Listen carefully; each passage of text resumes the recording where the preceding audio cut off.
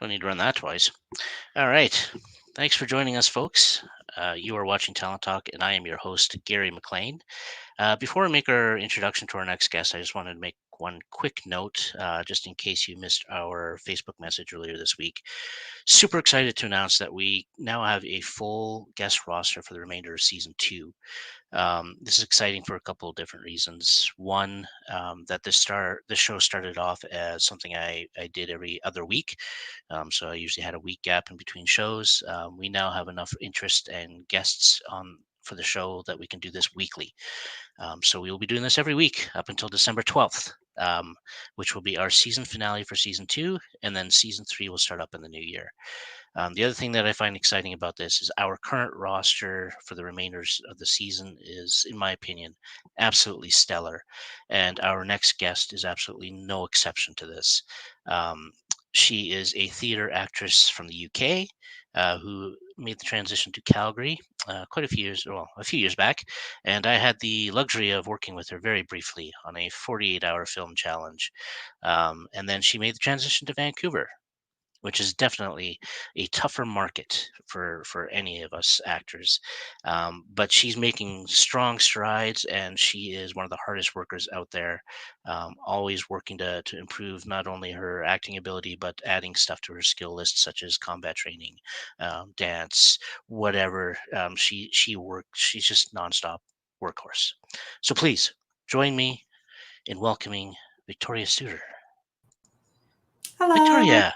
How's it going? Good. How are you? I'm doing really well, thanks. Yeah. Excellent. How are things in Vancouver today? Sunny. It's been raining actually over the past few days, so it's actually nice to get a bit of sun back. Nice. But yeah, things are great over here. It's a gorgeous day. So yeah. Excellent. So as I kind of said in my little intro there, you're originally from the UK. Yeah. Can you give us a bit of an idea, well, where from the UK you might be from, and when you made that transition here? Yeah, so I was actually born in London, but I didn't grow up in London. I actually grew up in a town called Bedfordshire. And then I moved over to Hitchin, Hertfordshire, and that's where I kind of studied my theatre studies for 4 years. And then after a few years of being out in the business and trying to move into London, it just didn't happen for me, unfortunately. I kept trying to get out there because I was ended up auditioning for like a West End production, Dirty Dancing. I didn't get in, obviously, but like I was traveling quite a considerable distance to audition for these shows, and I just couldn't move in. I was trying every person and contact to try and get into London, and everything kept falling through for me. So I kind of reevaluated some things. Within those years, with all of that happening, my mum, she's actually from Canada originally. She was born in Hamilton, and she decided when me and my sister were all grown up, got our careers and everything, she wanted to kind of move back to Canada, and she chose Calgary. So my mum ended up kind of doing her thing, and I respect that, wanted her to go live her life and try something new. And so I was still doing that whole London transition, trying to make it happen. My mum had gone to Canada, and then me and my sister kind of would visit her every now and then and just come out there. And, you know, I didn't ever really consider Calgary as somewhere where I would move to or transition to. I was just happy to, to go out and see my mum. And then, like I said, with all of that happening and things just not coming for me, and just constant grind and just juggling like 3 to 4 jobs, it was a grind. And I did book a couple of things. I did book a couple of shorts. I did book a couple of theatre shows and things like that. But it was, I really needed to be in London, to be honest. And so then I said, you know what, Mum, I feel like I'm going around in circles. I don't feel like I'm going up, I'm going down. I need a breather. I need to just come out and see you. I miss you, and just be with my family and just reground myself, because I feel like I'm just like slugging, I'm climbing up a mud mountain here, and it's I need some time for myself.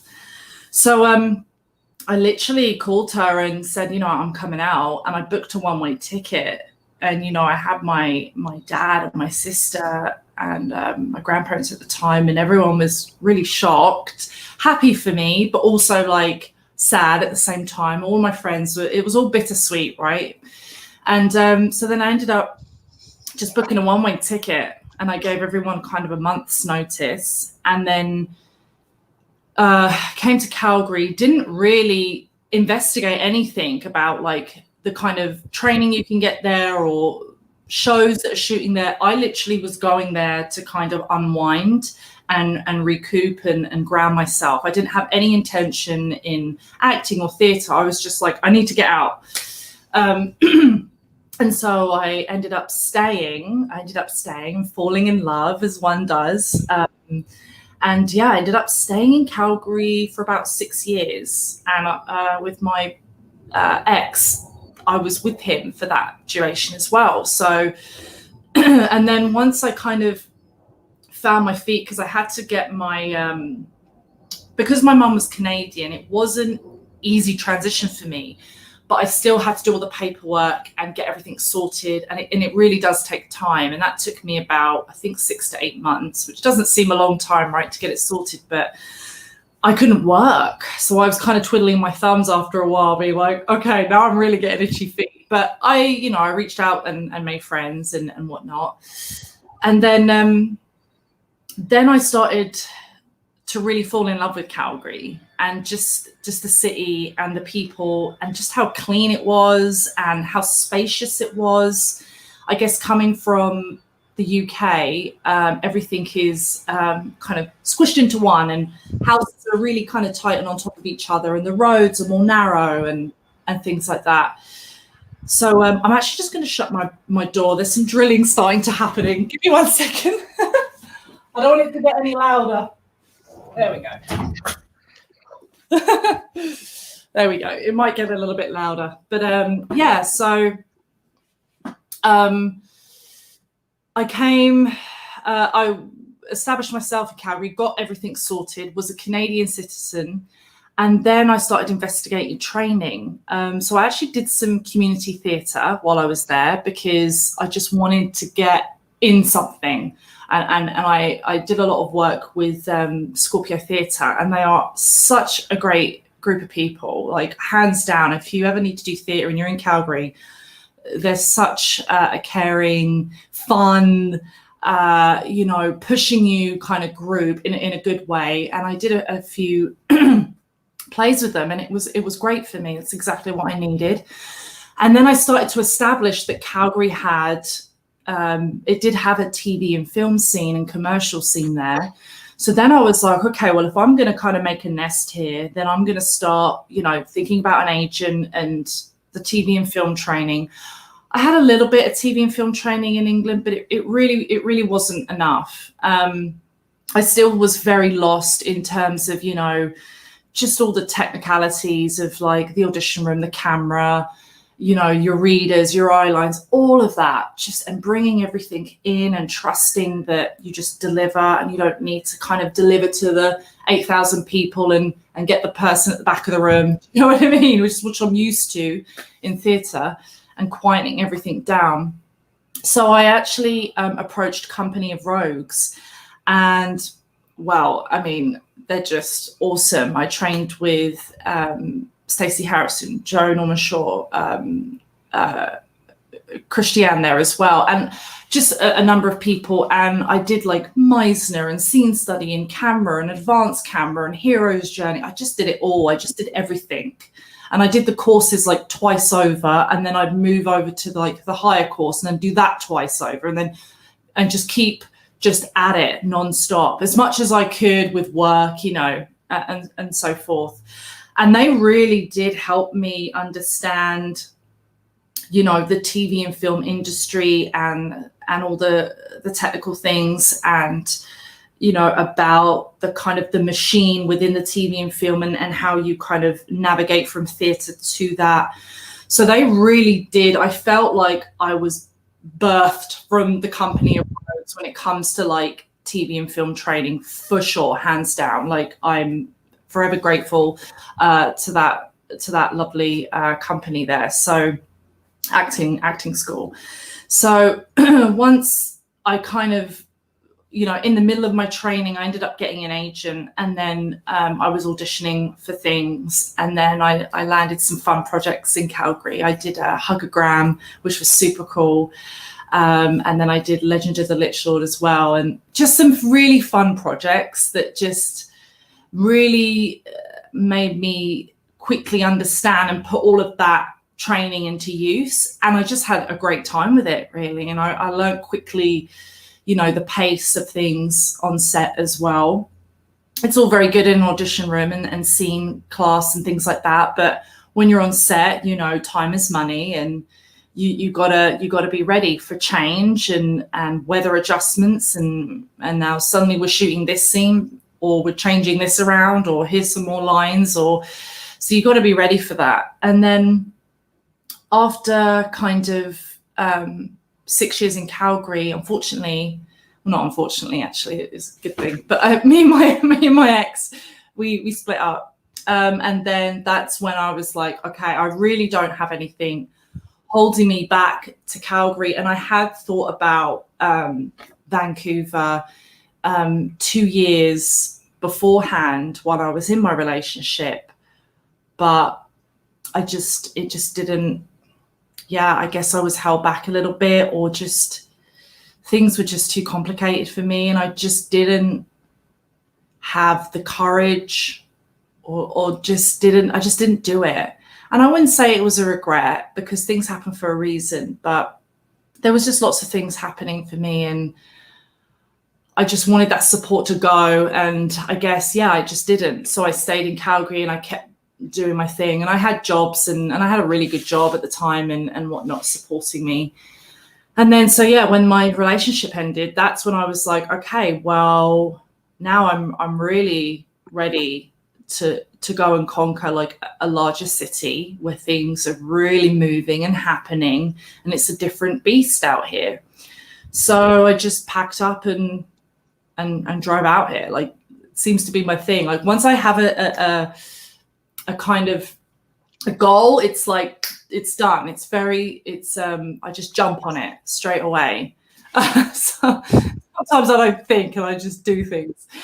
But the impulse, I just go for it. I don't even second guess it. And I was like, I'm doing it. And I talked to my family.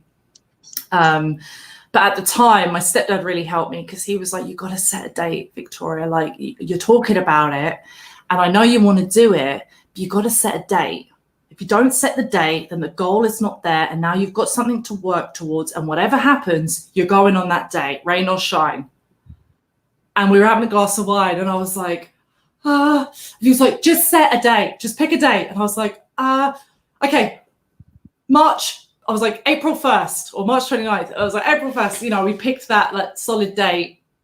I think it was April 1st, because I turned up here on the 29th. So I think it was a day early.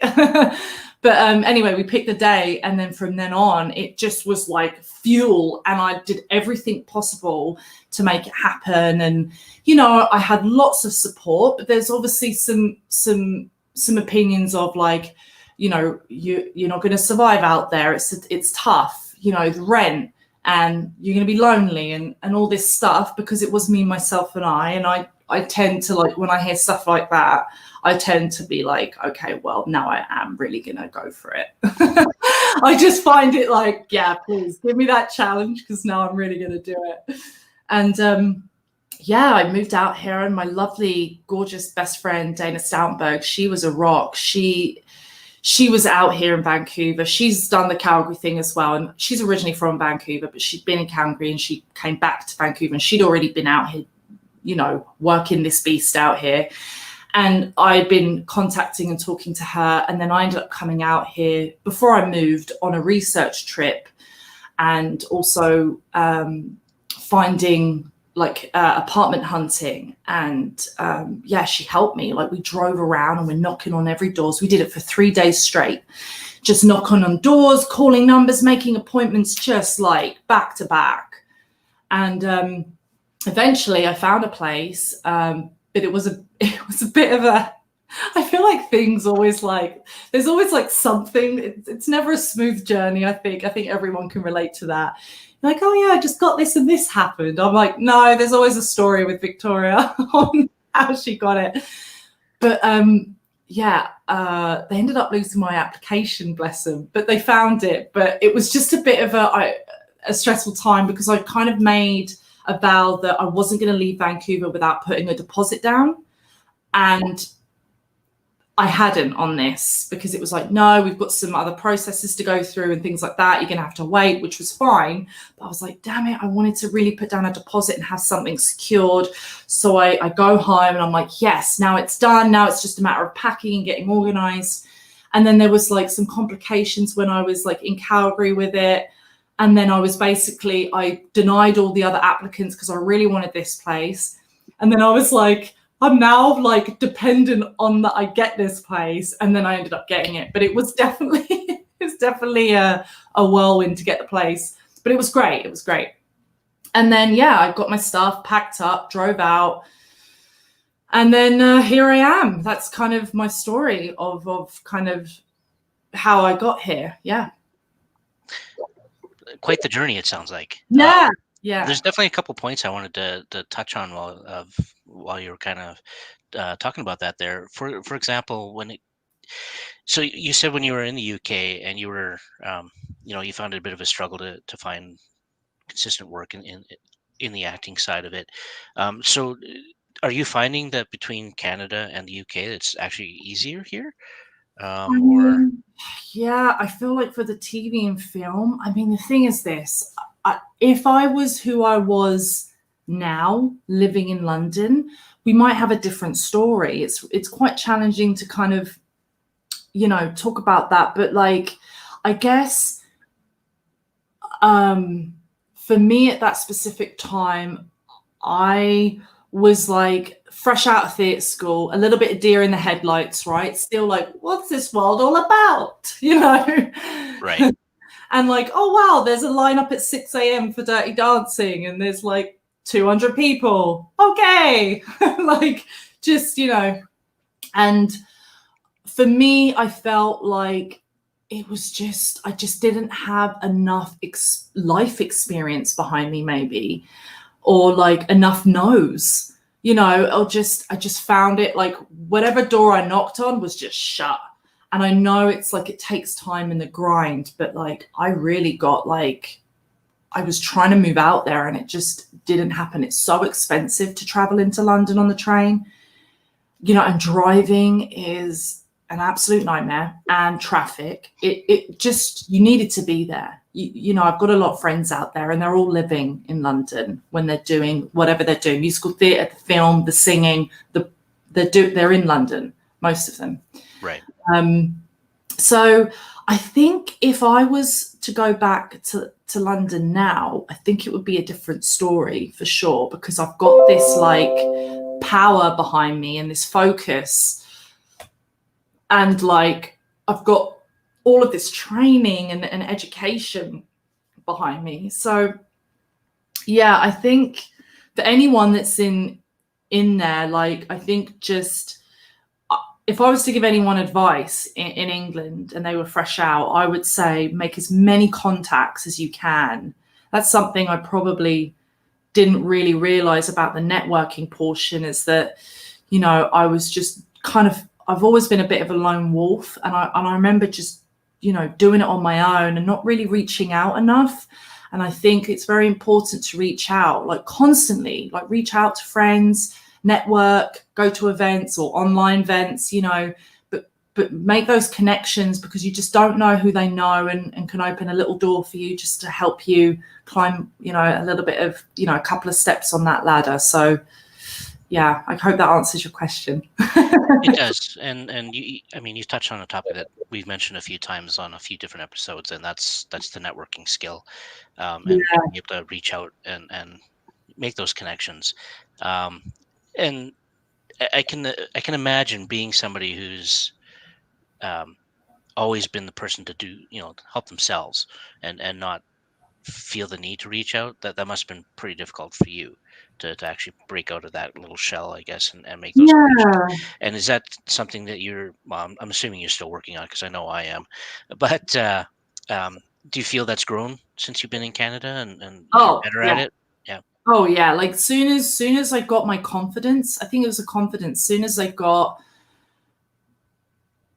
yeah, I would say, I mean, I've always been the kind of the class clown, if you like. I'm always trying to make people laugh and just want to make people happy. That's always been my motto. And just I mean, I wouldn't say motto, it's just naturally who I am. It's my essence.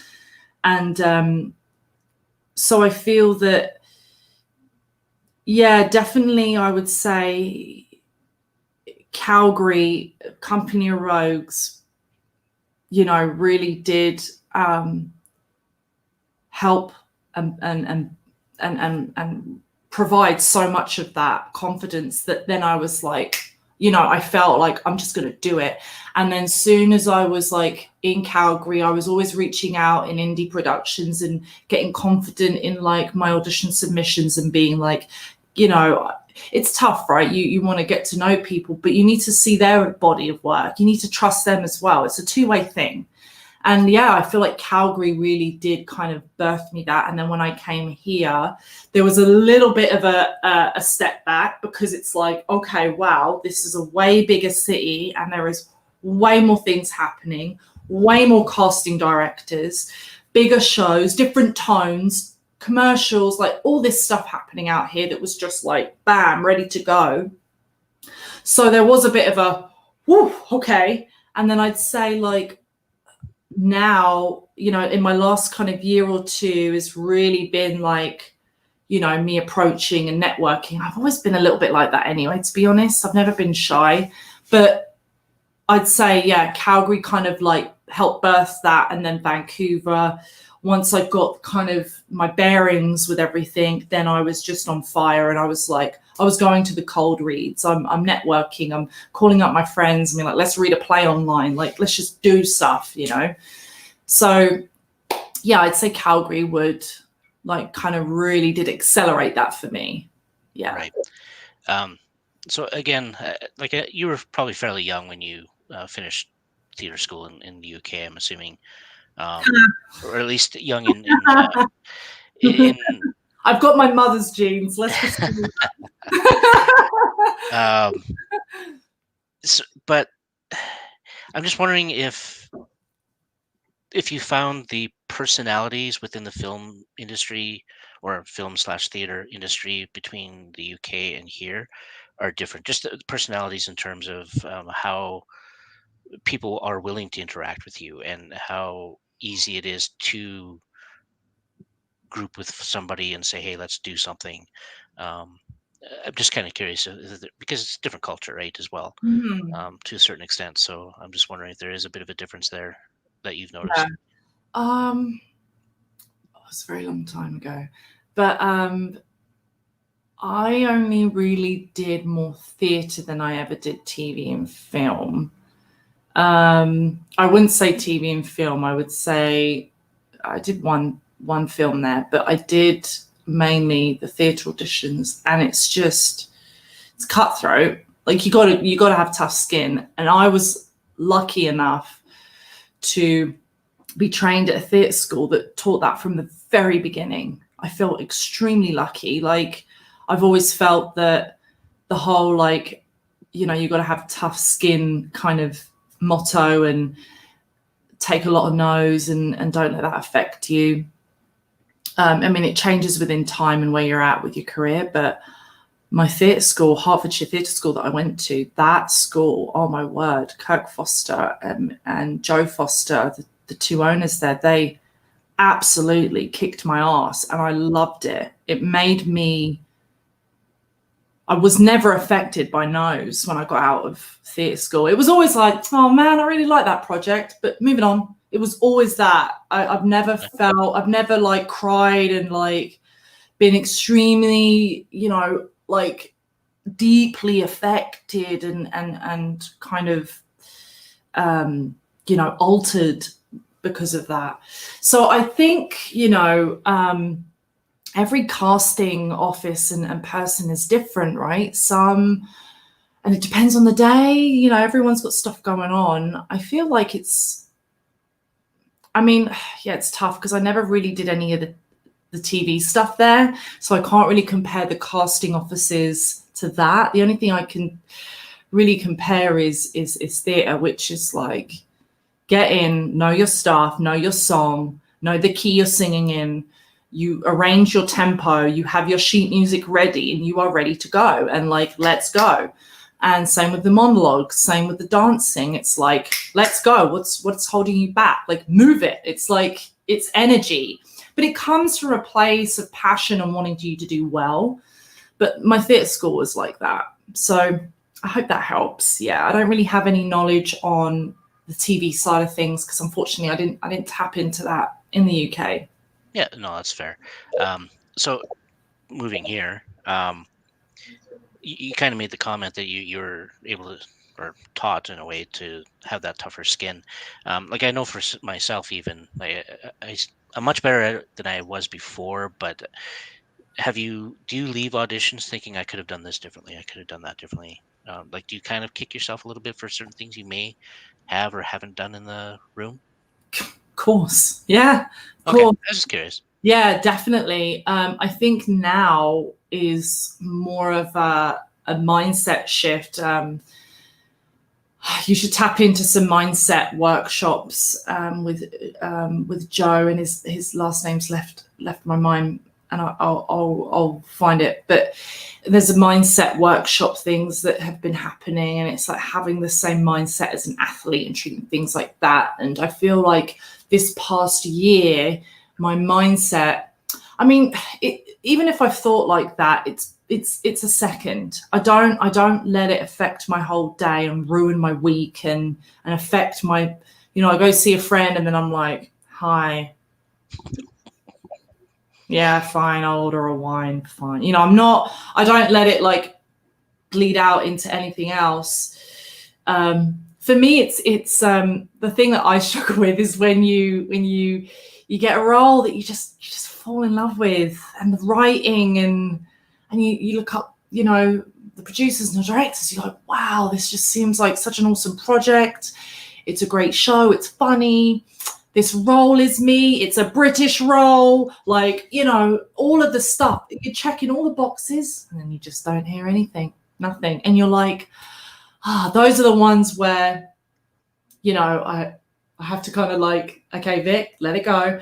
Because it's just something that you just really connect with, and that's such a beautiful thing. I mean, obviously you find a connection with every script and audition you get, but there's always those roles where you just fit like a glove, you know. You just feel like, wow, this feels great on me, you know.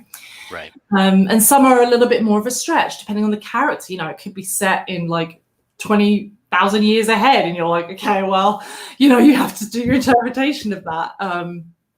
But yeah, there's definitely been a long period of life where you come out and you're kind of like, yeah, my nerves are all over the place, or damn, I fumbled. But then the thing is this, you may think that, and that could have actually worked in your character or not, right? Or the casting director be like, yeah, it was a bit wobbly, but it was good, or whatever. You just don't know what it's like on the other side. I think the best mindset to have is, as long as you do the work and you put in your side of things and you go in there going, I've done everything I can. I've researched this, my script analysis, I've rehearsed this, I've worked on the accent, I'm ready to go. I've got, you know, I feel full, and then you go in and then something happens, then you really can't, that's okay, because you've done everything that you could, right? It's when you go, I still don't know that last page of dialogue, so then you're really like, then you're setting yourself up a little bit, and you hope you're a really good sight reader and you can handle it. But yeah, obviously there's been times where I've definitely felt like that, but I'd say in this last kind of year, I've been able to really let that thought process go as well, and just be like, you know what, that's it, it's done, move on, you know. Right. Yeah. One of the other things from your original intro discussion there, that I wanted to touch on was the relationship side of it. Like you kind of mentioned that once you had that split with your boyfriend at the time, that really you had no reason not to make that next step, right? Mhm. Yeah. Um, and I think that's a fairly common theme for folks that are in relationships, especially like was he involved in the arts at all, or No, no, right? Um, 100%. okay, and I've heard other stories of folks that are in relationships, and then it puts a strain on a the relationship, and b your drive to do what you want to do, right? Because you're always in the back of your mind thinking, well, this is gonna screw up my relationship if I actually make this move, right? Did Mhm. you kind of have those thoughts and processes when prior to that? Yeah, 100%. Before I came out, the 2 years, so like I was with him for the 6 years, and then the 2 years, like the fourth year in, is when I wanted to. I actually, yeah, I might have mixed up my story, but I actually did come out to Vancouver to see Dana and a couple of other friends, and a friend Amanda and Leanne, Angelica. Like I came out to see these lovely ladies and build a little bit of a network with them and get their opinion. And that was a 2 year before I came out. And I remember being like, oh wow, I'm just in love with this city. This is gorgeous. This is something I've like in England. I'm just, beaches are so far away unless you live in like, Bournemouth or wherever. But, I just remember thinking, wow, like not only is this a city that like you've got opportunity, this is such a beautiful city. And the fact that I'd have an opportunity to do that, I remember thinking, wow, it feels right. And then when I went back, and I guess, it just didn't work out for me, unfortunately, but everything happens for a reason, And I never just kind of think back and regret. I always think, no, it just wasn't the right time then, So Yeah, fair enough. yeah. So here we are. We're in Vancouver. British Yeah, girl living in Vancouver. yeah. You're not only are you in Vancouver, but you're in Vancouver by yourself. You Yeah. really don't know anybody. Um, how long have you been in Vancouver first to begin with so far? It's gonna be 3 years next 3 year. years. So here you are 3 years later. I'm assuming you've built up a little bit of a network while you've been there. Yeah. Oh yeah. Um, can you kind of go through a little bit of the grind that you actually had to get where you are today from that move into Vancouver? Yeah. I'm just kind of curious. Basically, you land in Vancouver. What's the first thing you do? Well, this is another story.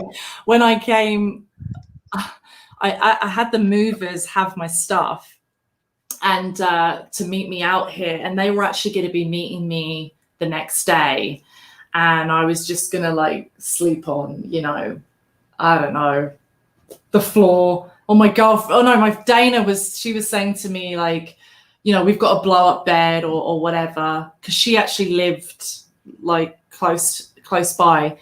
And she's like, don't worry, whatever happens, like you'll be fine. You won't be on the floor. So I was like, I'll just sleep on a box or something. I don't know, whatever. It's one night. And the movers actually called me the night before saying, hey, we're actually going to get there at like 5 or 4, and I'd planned to leave at like 6 a.m. And I was like, oh, okay, well, I'm gonna have to leave at 4 a.m. Like, this is a race, because they were like, we're gonna get there a bit earlier now. Is that okay? And I'm like, yeah. And I was like looking at my clock the night before. I'm like, I gotta go to bed. I gotta be up soon. Like, if I'm gonna beat them, like, I don't want them to show up and be waiting and waiting. Like, I don't know what traffic's gonna be like when I hit there. There could be accidents on the way, so all my stuff was already packed in my vehicle. It was just like, I need to get going. So it was a bit of a race, like, with the movers. I was like, I got to get out here before them. I'm just such a, a worrier a little bit, and a people pleaser. I'm like, I don't want them waiting around. And what if they just, well, she's not here, so let's just take her stuff somewhere else and she'll have to figure it out. And I'm like, oh God. So it was a race against time, and literally I got here and they were here within like 35 minutes.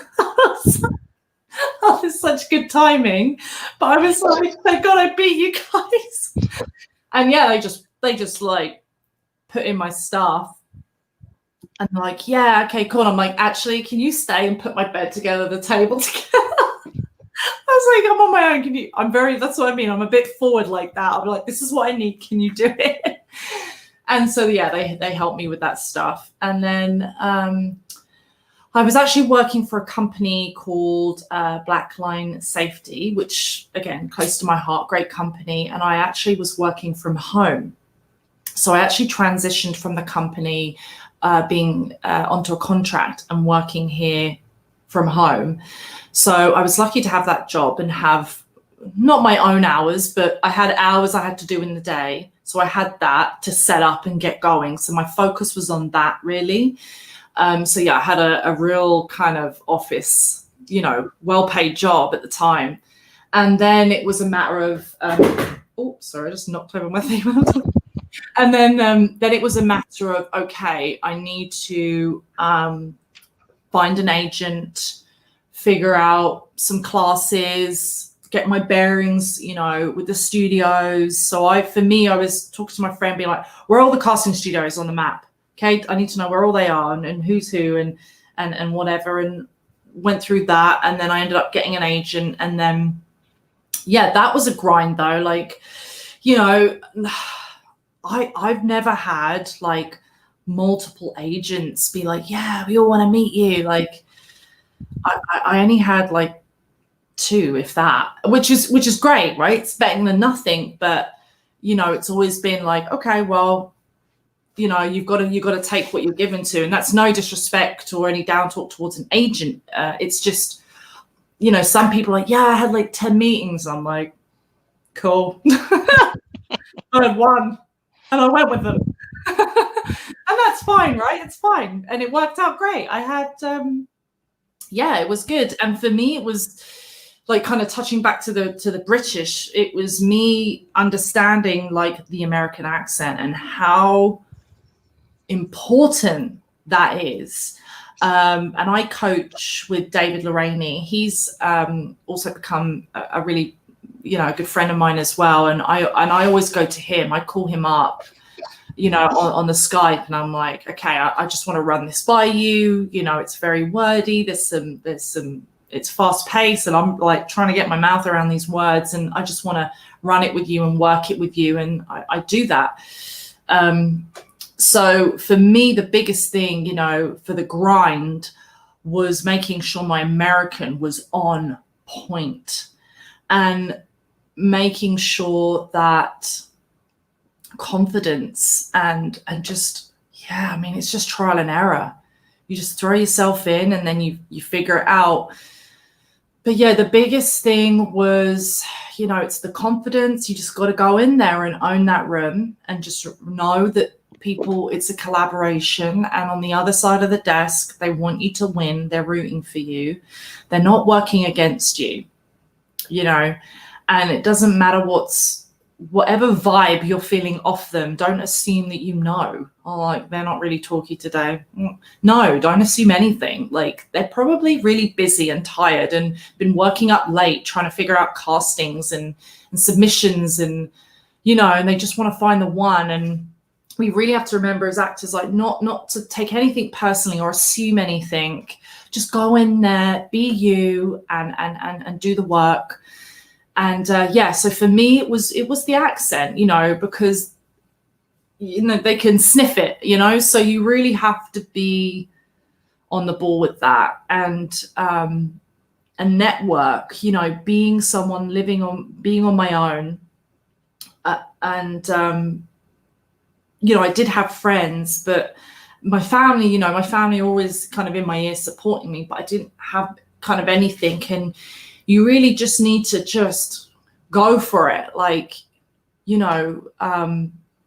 like you're trained, like an athlete's training, like just go for it and be curious and take risks and ask questions and reach out to people.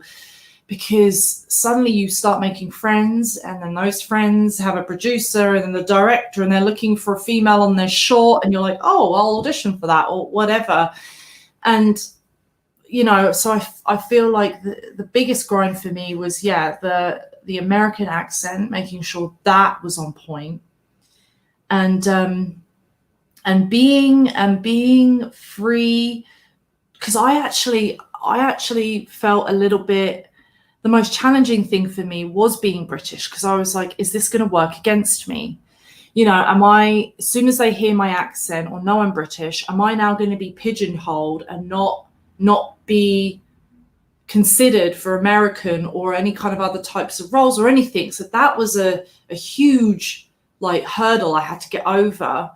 And my good friend Mark Crisco like helped me get over that. He's a veteran actor. He's great. And he really helped me kind of like, you just got to be you. You just got to like collaborate. Like if you feel that the nanny could be British, just own it and talk about it. Because I was always like, oh my God, if they know I'm British, then I get pigeonholed, right? So that was a huge fear of me. And like maybe then the opportunity chart goes down a bit, and now I've only got this much instead of this much because now they know this. But then, you know, after a while I was realizing, no, it's an advantage, you know. That was a huge thing I had to get my head around. And then obviously going to the audition from the minute, I mean, really a few days before, I'm in the American accent, but like definitely, you know, the morning of the audition, I'm leaving my apartment as an American. And even if I see a friend that's known me for whatever, and they, you know, but they should know, if they're an actor, they should trust and know like, oh, okay, you're doing an accent. Okay, yep, this makes sense. Or of course, you know, whatever. So going to the audition as an American, and like, and understanding when I use the American, and I trained with Jill Morrison in class, and she really tapped on that with me as well. She really helped me with that as well. And I felt that getting to grips with that confidence and owning who I am really was able to set me free in a way, you know, from this like this box of fear that I felt kind of claustrophobic in, or like couldn't branch out. It's like, if they hear my accent, like that's it. But it was more like, you know, if it's right for the character, great, but going as an American until you know, directed otherwise. So those were some hurdles that I felt I went through. I'll talk your ear off. I'm such a big story. No. It's all good. And that's why you're here. We're here to hear your story. So, Yeah. And I mean, it's been proven time and time again, right? There's so many fantastic British actors that are now like in every American show that I can think of, right? So it's definitely not a handbridge, I don't think. So yeah, you've got that to look forward to. We're getting close to doing our little charade thing, but there's a couple kind of random questions, I guess you could say. I guess right now, do you have, in your career so far, do you have a defining moment that you can think of? And if not, that's okay. Okay, well, perfect. Great. Let's hear it. I would say it was in Hugogram. The director Todd and Nathan Lee Graham was in it, and he was a friend of Todd, and he basically got those guys are friends, and I could be getting names mixed up here, but sorry, it is Nathan Lee Graham, but beg your pardon if I've got names mixed up. But yeah, basically Nathan Lee Graham was on that show, and I was like, wow, this guy is like, he's in New York, he's doing so much, he's like a Broadway hit, and he's in TV, he's in movies. And I was like, wow, this is like the first like movie star, if you like, I'd be working with. So I was nervous and excited. I felt within me, I had a click with him because of the musical theatre background as well that I had, musical theatre/theatre. And we had a blast. He's so kind and funny, so funny. And I remember we were doing, like, I was like so prepared. Like you could have thrown me any curveball on that show. I was just so prepared. Not that I wasn't on any others, but I'm just saying I felt like so like prepared for that. I was so grateful to have got that role. It was as a British character as well, so I really got to really like delve in to some mannerisms and have fun with some British like stuff. So I just felt like on top of the world. And we were doing takes, and the guys were like, that was great, yeah, oh my god, that was so much chemistry, guys, yeah, let's just do one for safety. And Nathan was like, look at you, like one take wonder, like, you know, just kidding and whatever. Right. And not that I was like this fabulous one take one, but he was just, you know, having jokes with me. And then we sat down and we spoke at the end of the shoot and everything, and during the shoot, and we had so much fun and giggles. And he said to me, and he was like, what the hell are you doing in Calgary? He was like, you've got so much talent. He goes, you need to go. You need to go to a bigger city. You've got so much in you. You need to spread those wings, girl. Like, what do you, like, go. Not that Calgary isn't a great, like, it has stuff shooting there, but like, you know, there's bigger cities, right? If you want that, if you want to strive for that, it's there to be taken. And that for me was a moment where I was like, wow, that comment just from him, but something clicked for me, and I was like, I need to start really believing in myself, and like, I can do this, you know. And I was with my partner at the time, and like, I can do this, and I do deserve bigger things, and I can go to the bigger shows in the networks. I can go to a bigger city. Like, why can't I? Why can't I? Yeah, I don't have a big resume. So what? So what? Why can't I be worthy of doing a bigger city and the bigger shows? Why not? You know? So yeah, that was definitely a moment for me as well. Okay. On that. So awesome. One other question. What excites you right now? Now, it doesn't have to be a film, but it can be if you want, or like in the acting side. It can be just a life thing that's exciting you right now, whatever. What is exciting you right now? Coffee. Perfect, right? No. A good cup of coffee. Actually, I get decaf. I don't drink coffee anymore, but I always get decaf. Small victory, guys. It's the best. Anyway, my friends will laugh at me. My friends will laugh at me. They're like, "You're addicted to that place. Stop." Okay. Anyway, what excites me right now? What is exciting me right now? I guess uncertainty is anxiety / excitement. But I'm excited about the world changing right now, and with everything going on. I don't want to get too much into it, but like we all know there's lots of things happening right now, and I'm excited for those changes, and I'm excited to see different things happening and movements you know, really kind of coming forth. And I'm excited to see what these changes are happening, and I'm excited to see especially with the COVID as well, like, this is going to change things. It's not just changing, you know, safety and health and things on set. It's changing mindset and being grateful, and the fact that, you know, you got actors who are serving and working their ass off to provide a service for people in this crazy environment and at risk. You've got people at set at risk. They've smallened their crew down to like 4, and everyone's hustling or whatever. Like, people are really they're bending over backwards to make things up and coming, and that's really showing the true colors of people, and how passionate and kind and caring people are right now. So that's exciting for me. I feel like this is really, with everything that's going on, the hearts are being changed, to a different level. And not that people didn't have that before, but there's also the feeling of, anxiety and a little bit of stress because of the unknown. But I'm excited to see what happens and what will come of this. But yeah. Yeah, I think we all are, really, to be honest. Yeah, It's going to be an interesting time. totally. The next 6 months to a year at least. Yeah.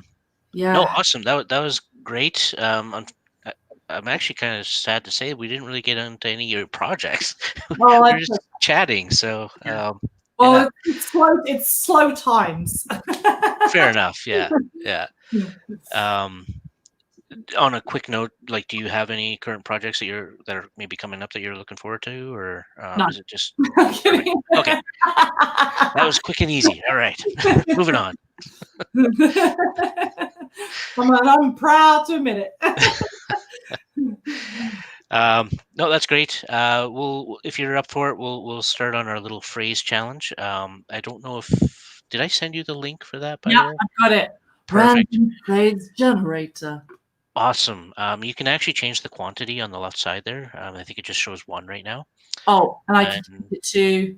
yeah, usually I go with 5, and Oh, then it randomly puts up 5 ones, and then I'll just select one of those to choose from. wait, are you doing it or am I doing it?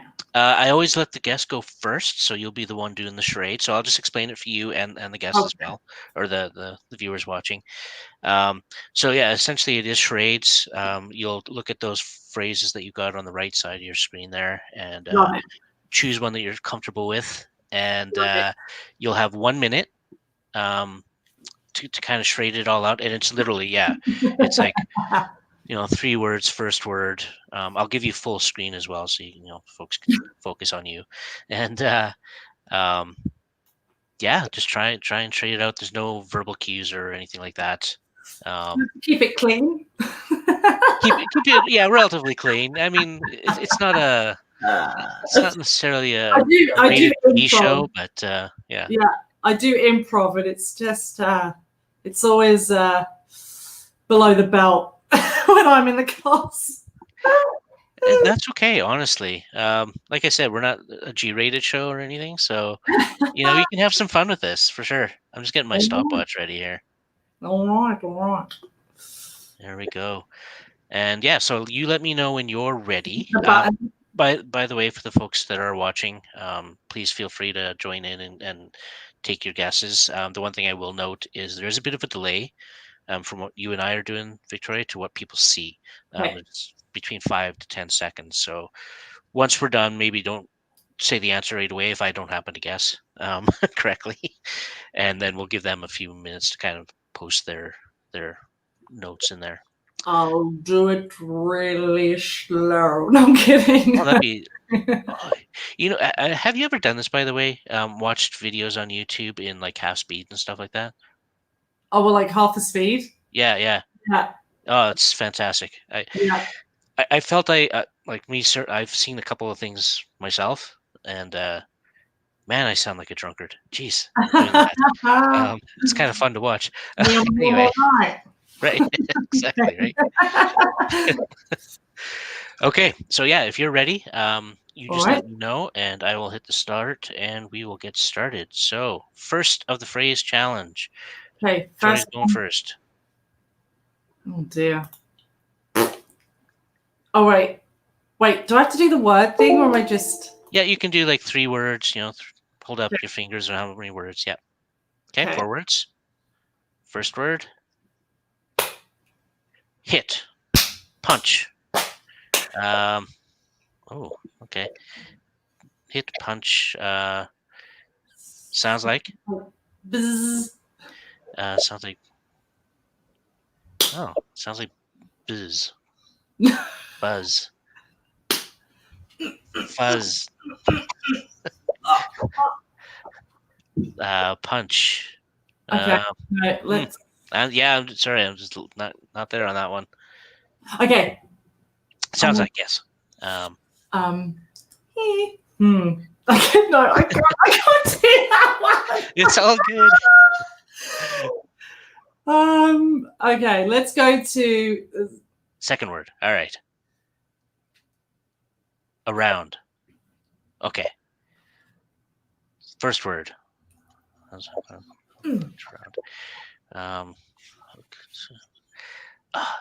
Unfortunately, time is up. Geez, I just can't get that first word. It's bugging me. this maybe. Whip. Oh, swirl. Not swirl. All right. It's been a few seconds. I think you can spill the beans. It was beating around the bush. Beating. Oh my goodness. See, as soon as I hear it, I'm like, that makes sense. So Okay. See, that's why I'm horrible at this game. All right. So I will go next. Okay. Oh, there we go. Stop that. Yeah. Put you up. Reset. All right. I will have a look at my phrases here.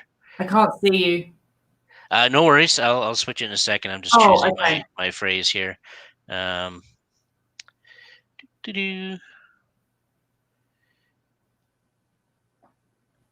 okay. That could be interesting. All right. We'll swap that over. All right. Here we go. 4 words. Fourth word.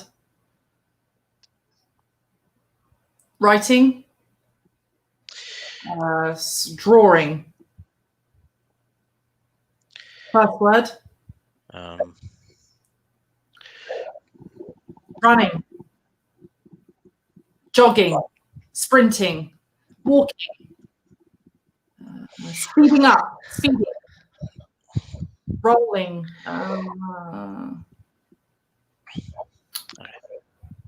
Second word.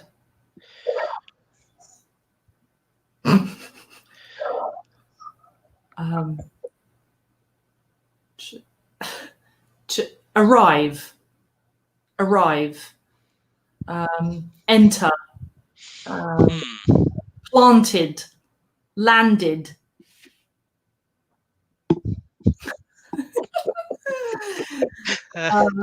It's okay. Time's up. Yeah, I'll give it a few seconds here. Oh, sorry, Jan actually commented on yours, I think, which was beat around the bush. Oh, yes, Jan. So thanks, Jan. Oh, nailed it, Jan. So on mine, that was So that was 4 words. You kind of got the fourth word, which was, it was just draw instead of drawing. It was singular, but that's fine. I'll just give it a second or two more, just in case somebody's got a guess. And other than that, it ended up being. Where's my stopwatch? There we go. Quick on the draw. So the first word I was trying to go real fast, quick. I said speed, but yeah, I see. Yeah. Draw. And then I was trying to do on. I was on something, but yeah. Didn't quite work out as I planned, but that's all right. Up to you. We can do one more round if you like. Or we can. One. All right, sure. Yeah, let's do it. And if you hit the generate random phrases again, it'll give you another 5 options if you don't like the 5 you have. No, I got. Okay. Ready?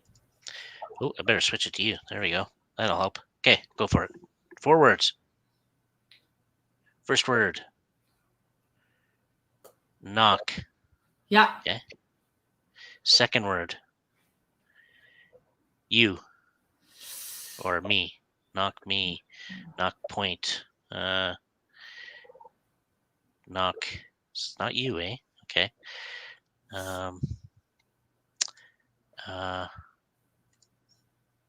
Sounds like. Pour. Knock. Your. Yeah. Okay. Third word. Um,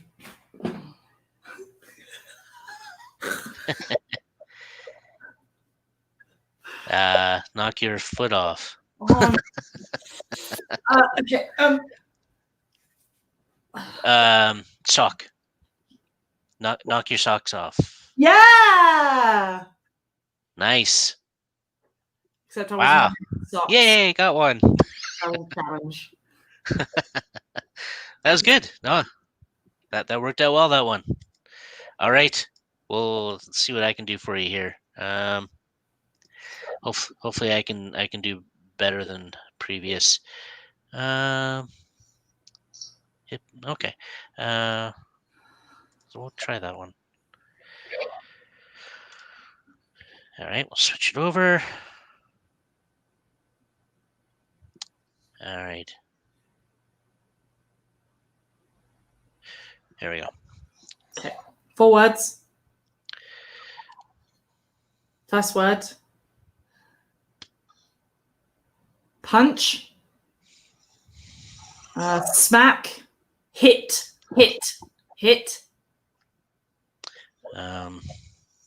Second word. Top. Bottom. Underneath. Ground. Below. Hit below. Below the surface. Fourth word. Waist. Belly.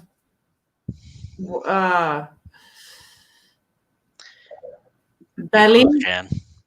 Waist. Um, Oh look, Jan. I think Jan's got it. Close. Time's up. Jan, sorry. You're close, Jan. You're one word off, and that was the second word, which Victoria did guess, which was below. Oh, okay. Hit below the belt. So very, very close there, Jan. And yeah, no, that was good. Cool. Got closer on that one anyway. Yeah. There we go. Awesome. No, that I think that kind of wraps up our show.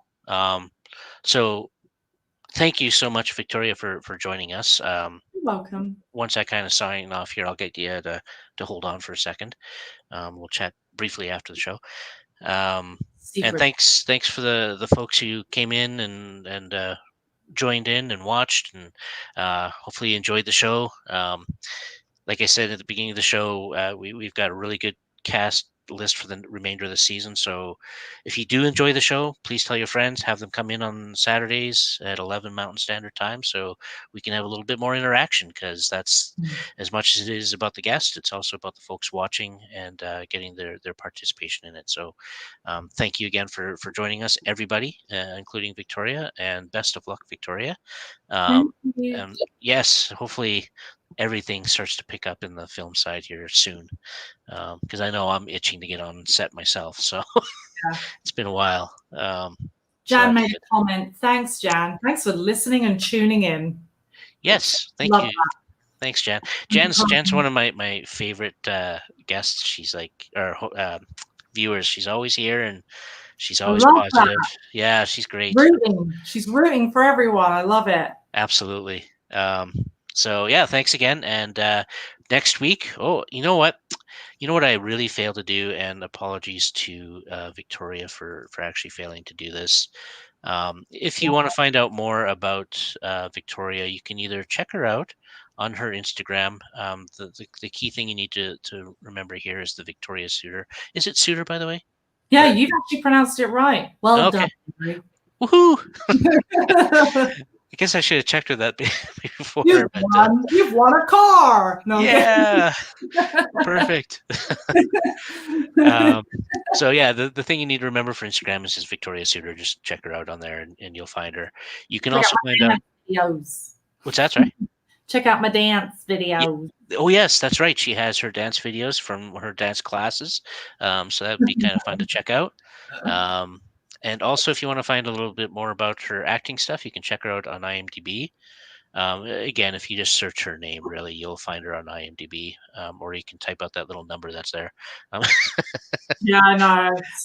um, but that's an option as well. So there's lots of things, and she also has a few videos on Vimeo as well. So if Yeah, you look up Victoria Souter on Vimeo, you'll find out some of her other stuff there. So apologies for not doing that sooner, Victoria. Didn't promote you very well at all. So right, exactly, and over and out. Okay. right, exactly, right. And so next week's guest, though, I'll throw that up in there as well. Ty Olson. Looking forward to that. Nova Scotia boy, and That'll be fun. yeah, like this guy, the number of credits this guy has is just unbelievable. If you don't know his name, I'm sure you would recognize his face. Once you see him, you'd be like, oh yeah, I've seen him on a lot of stuff. So yeah, Yeah. looking forward to that next week. And yeah, thanks again, everybody, and tune in next week and tell your friends, and let's have a good time next week. Thank you.